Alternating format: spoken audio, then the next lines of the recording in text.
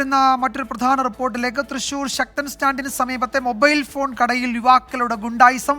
ഫോണിൽ screen guard ഒട്ടിക്കാൻ വൈകിയതിന് ജീവനക്കാരെ കത്തിവീശി ഭീഷണിപ്പെടുത്തിയെന്നാണ് തൃശൂർ ബ്യൂറോ റിപ്പോർട്ട് ചെയ്തത്. സൂരജ് സജി വിവരങ്ങൾ നൽകും തൃശൂരിൽ നിന്ന്. സൂരജ്, എന്തൊക്കെയാണ് വിവരങ്ങൾ?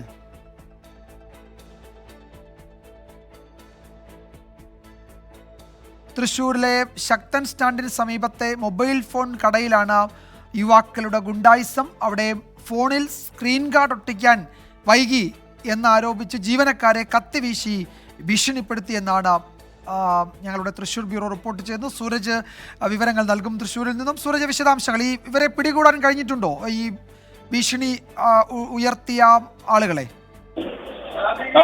വിജയകുമാർ, നിലവിൽ ഈ പ്രതികൾക്കായുള്ള തിരച്ചിൽ നടത്തുകയാണ്. ഈ കടയിലെത്തിയാണ് ഇത്തരത്തിലൊരു കത്തി വീശുന്ന സംഭവത്തിലേക്ക് പോയത്. തൃശ്ശൂരിലെ മൊബൈൽ കടയിലെത്തി കത്തി വീശിയ ശേഷം ഈ യുവാക്കൾ ഈ ഗുണ്ടായിസം കാണിക്കുകയായിരുന്നു. ഫോണിന്റെ സ്ക്രീൻ ഗാർഡ് ഒട്ടിക്കാൻ വന്നതായിരുന്നു ഇവർ. ആ സമയത്ത് ഈ സ്ക്രീൻ ഗാർഡ് ഒട്ടിക്കുന്നതിന് വൈകി. കടയിൽ നല്ല തിരക്കുണ്ടായിരുന്നു. ഈ വൈകിയതോടുകൂടി ഇവർ വലിയ അന്തരീക്ഷത്തിലേക്ക് കാര്യങ്ങൾ കൊണ്ടുപോവുകയായിരുന്നു. കത്തി വീശി ഇത് വൈകിയതിനെ തുടർന്ന് ഭീഷണിപ്പെടുത്തുകയും പിന്നീട് ഏറെ നേരം അവിടെ ഒരു സംഘർഷ സമാനമായ സാഹചര്യം സൃഷ്ടിക്കുകയും ചെയ്തു. പിന്നീട് അവിടെ നിന്ന് യുവാക്കൾ കടന്നു കളയുകയായിരുന്നു. എന്തായാലും ഈ സംഭവവുമായി ബന്ധപ്പെട്ടുകൊണ്ട് തൃശൂർ ഈസ്റ്റ് പോലീസ് വിശദമായ അന്വേഷണം നടത്തുകയാണ്. തൃശൂർ നഗരത്തിൽ തന്നെ ഈ യുവാക്കൾ ഉണ്ടാകും എന്നതിന്റെ പശ്ചാത്തലത്തിൽ വിവിധ കൺട്രോൾ റൂമുകൾ അടക്കം വിവരം കൈമാറിക്കൊണ്ട് വലിയ രീതിയിലുള്ള അന്വേഷണമാണ് ഇപ്പോൾ തൃശൂർ നഗരത്തിൽ നടത്തുന്നത്.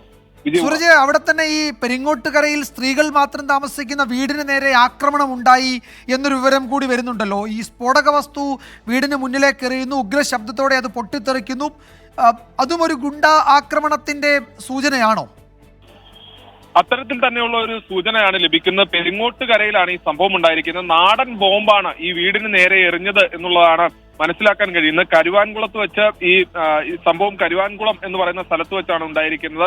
ഈ സമയം ഈ വീട്ടിൽ ഈ കരുവാൻകുളം സ്വദേശിയായ ബിജുവിന്റെ ഭാര്യയും അതുപോലെ തന്നെ 4 പെൺമക്കളും അമ്മയും മാത്രമാണ് ഉണ്ടായിരുന്നതെന്നുള്ളതാണ് പറയുന്നത്. ഈ ബിജു വിദേശത്താണ്. ഈ ബൈക്കിലെത്തിയ 3 അംഗ സംഘമാണ് ഈ വീടിന് നേരെ സ്ഫോടക വസ്തുക്കൾ എറിഞ്ഞത് എന്നുള്ളതാണ് മനസ്സിലാക്കാൻ കഴിയുന്നത്. വീടിന്റെ ചുമരിലേക്ക് ഇത് എറിഞ്ഞു. വലിയ ശബ്ദത്തോടുകൂടി ഇത് പൊട്ടിത്തെറിക്കുകയായിരുന്നു. 1/2 കിലോമീറ്ററോളം ദൂരം ഇതിന്റെ ശബ്ദം കേട്ടതായാണ് ഈ പ്രദേശവാസികൾ പറയുന്നത്. ഇപ്പോൾ പോലീസിന് വിവരം അറിയിച്ചിട്ടുണ്ട്. ഇതിന്റെ അടിസ്ഥാനത്തിൽ നിലവിൽ പോലീസ് എത്തി ഈ മേഖലയിൽ പരിശോധന നടത്തുന്നുണ്ട്. ബൈക്കിലെത്തിയ 3 പേരാണ് ഇത്തരത്തിൽ ഈ ആക്രമണം നടത്തിയതെന്നുള്ളതാണ് പറയുന്നത്. സ്ഥലത്ത് ഈ ലഹരി സംഘങ്ങളുടെ ശല്യം ഉള്ളതായി നാട്ടുകാർ ആരോപിക്കുന്നുണ്ട്. ഇത്തരത്തിൽ ഏതെങ്കിലും സംഘമാണോ ഇത്തരത്തിലൊരു ആക്രമണം നടത്തിയതെന്ന് ഉൾപ്പെടെയുള്ള കാര്യങ്ങൾ പോലീസ് പരിശോധിക്കുകയാണ്.